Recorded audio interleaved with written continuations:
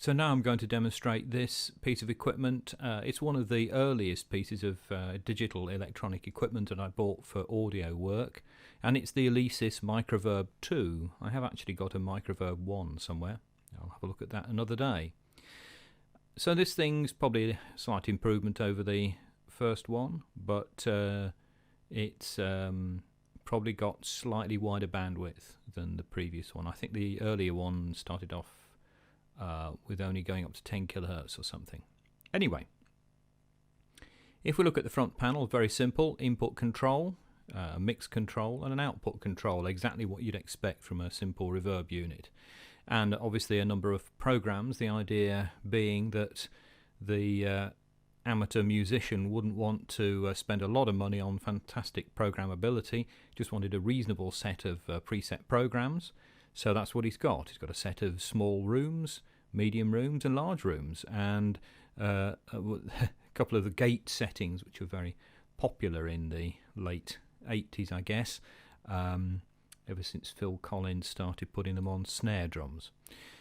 So I'm going to just demonstrate this thing. I'm talking into a Rode NT2A microphone, which is going through a small Mackie 1202 mixer, obviously panned dead center, and I'm going to be I'm feeding from the mixer into the microverb. Well, I'm feeding left right, but basically it's a mono feed into this thing. You can go into the, I think it's the left jack in, and that will put itself as mono if you don't put anything into the right jack, standard sort of arrangement.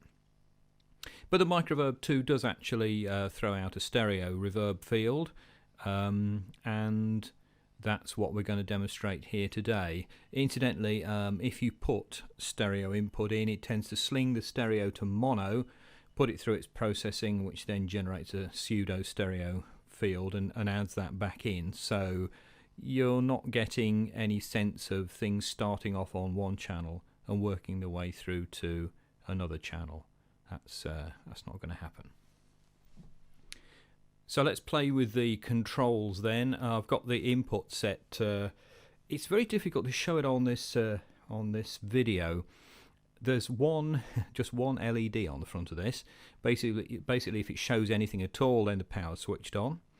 If it's silent or there's virtually no signal or very low signal, it'll be amber.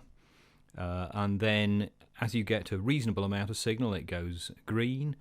And if you put too much signal in, it'll go red. Now I've got the thing set to the mix completely dry. It doesn't actually say wet or dry there, but I know that second knob there is turned all the way down to the left hand side, which therefore it's entirely dry. So what I'm going to do now is to bring that up to the middle position, which is generally the sort of thing you would do if you weren't using it in an effects loop.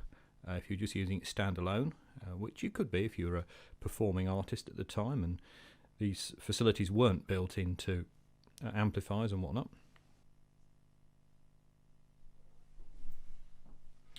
There we are then. So that's approximately halfway up, and you can already hear the sound of the small room. Very boxy sound, quite bright, and I think these things you could put on drums, you could do all sorts of things with them. I'm not going to try and suggest what you should use these things for. We'll just run through the sounds on voice to start with, and then I'll just strum a guitar through it. So here we go. That's position 1, small room.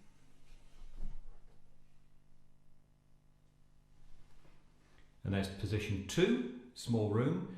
And you can hear the sound opens up but then stops very quickly, so it's quite damped. Quite damped, yeah. And there's number 3. That's a bit bigger, a bit longer, but again still quite damped at the end.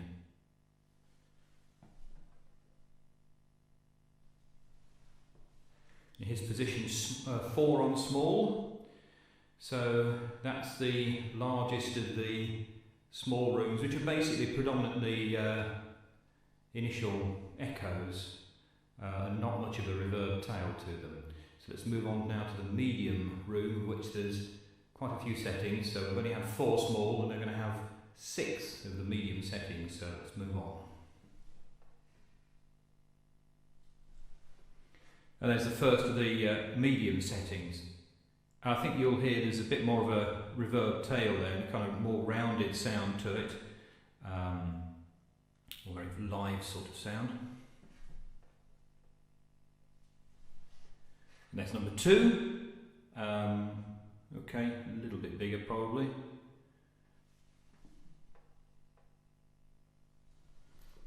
And number 3. We're definitely starting to get a bit of a longer tail on this now, kind of blooming out, and not a particularly pleasant sound, but depends on the context you're using it in, and obviously you wouldn't normally inflict this on the spoken voice, but I'm not going to sing.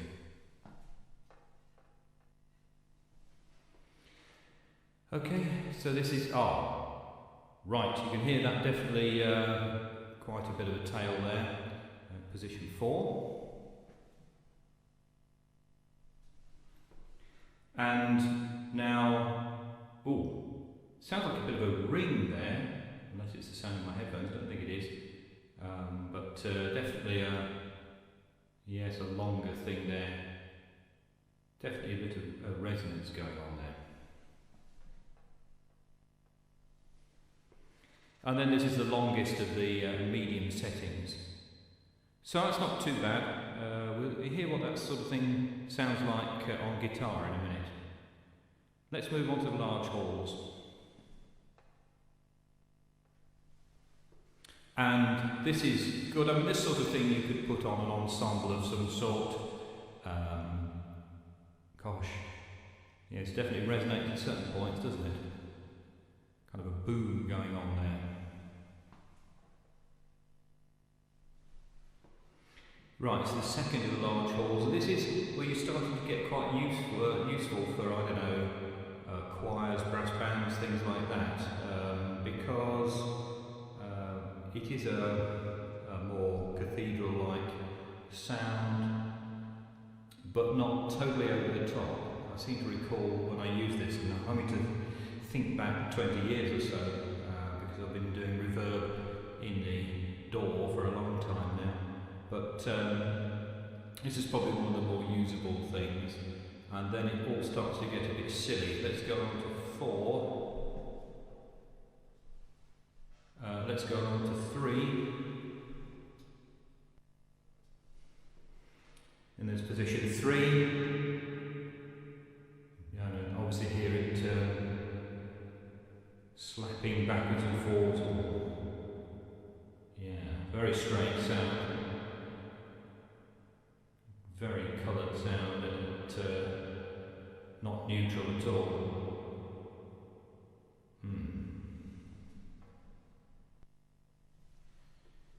And here we have the completely and utterly silly sound.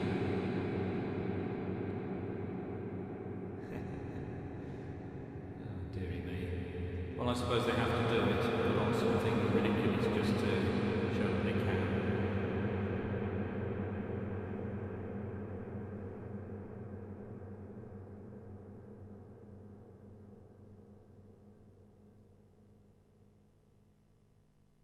Not bad decay.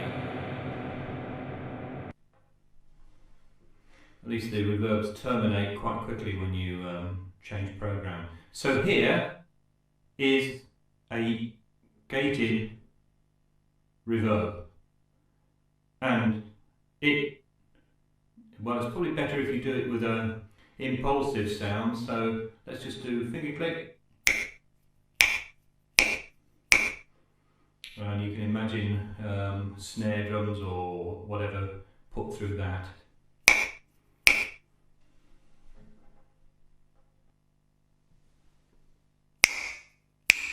So that's the slightly longer gate,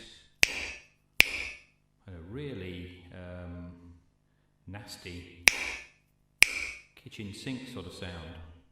Okay, let's just do the same sort of thing again with guitar, just the odd couple of notes each just to see what it sounds like. Stand by.